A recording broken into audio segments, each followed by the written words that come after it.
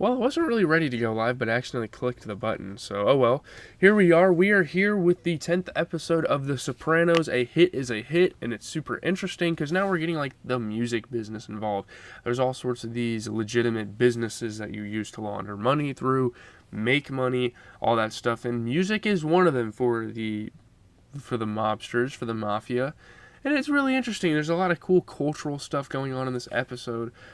Different aspects of business it's cool. It's always nice to like diversify the show and bring in new people, bring in new ideas. But yeah, a hit is a hit. So we're gonna kind of get into what happens, and then just quickly talk about what I thought of it. I don't know. So Paulie, Christopher, and Pussy rob and kill a Colombian drug dealer. Obviously, that's a part of their business. They rob people, they finesse people, they evade taxes, they do all sorts of crazy shit, obviously. We should know how the mafia works by now. We've been watching this show for a minute. So they gain a huge amount of cash, as Tony says, a once-in-a-lifetime score. It didn't look like that much money on screen, but for one little job, I guess it was pretty good. So Christopher and Adriana meet Massive Genius. This is like the main storyline, and it's interesting because Tony Soprano is definitely, and like all the other characters are definitely like involved in this episode and stuff. But this is really an episode for Adriana and Christopher, and it's almost like representative of how Adriana feels about herself, like being with this guy. It's like, I don't feel important, but here's an episode to make her feel important, I guess. So they meet Massive Genius. He's a wealthy gangster rapper, and Christopher arranges a sit down for him with Hesh Rapkin, who was like a record label owner like back in the day, and it was pretty much modern day slavery. You could see it as. So Massive says he is acting on behalf of the mother of a deceased black singer whose royalties Hesh stole, and now claims $400,000, and he's trying to like file a lawsuit, go to court, do all this stuff to get this $400,000 back, do it for his deceased family members. It's really interesting because shit like this happens in the music industry all the time. Money gets stolen, people get finessed. It's just how it works. So Hesh refuses and threatens a counterclaim. There is an unauthorized sampling by Massive's record label of a song, the copyright of which is owned by Hesh's label. And it's really interesting how well versed this show is at the music industry, because this shit happens all the time, obviously. So Massive says he will see Hesh in court.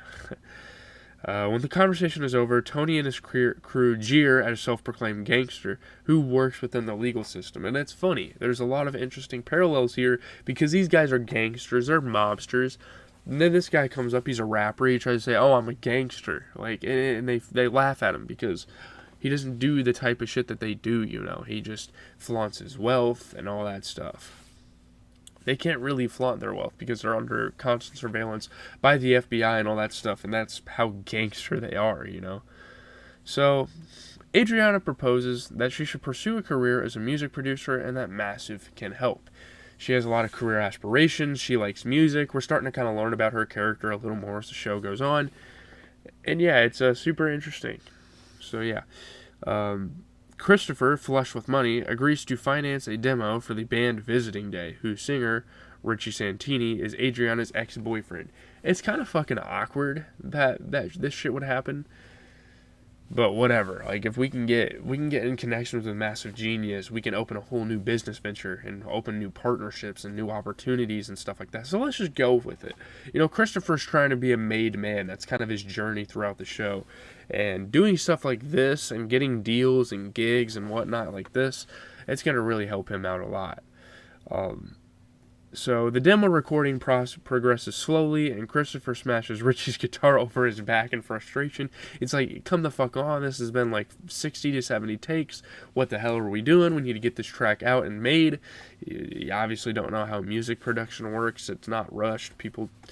Some rappers nowadays that aren't that good can make a song, like 5 to 10 songs in a day, but it's like, if you want to really make that hit, that classic, you have to take some time with it. And he obviously doesn't understand that. But Christopher is told by Hess that the band is not good and realizes that Massive is helping them only because of his sexual interest in Adriana, which is kind of fucked up, obviously. But Adriana's a pretty attractive woman. You can't really blame anyone for that. So When he tells her this, Adriana accuses him of trying to hold her back and storms out. Like, she's like, oh, you're just trying to make an excuse because you don't want to see me successful, which is obviously not the case. They're obviously, like, dating each other. So why the hell, you know what I mean? So Carmela wonders whether she and her well, on the other hand, like, later in the show, we kind of go back to the Sopranos, like, the main protagonists of the show. So Carmela wonders whether she and her children will be alright if anything happens to Tony, but he reassures her. You know, they've been under fire by the FBI lately. Shit is going down. I mean, that it's got to happen in the first season to keep people into the show and whatnot.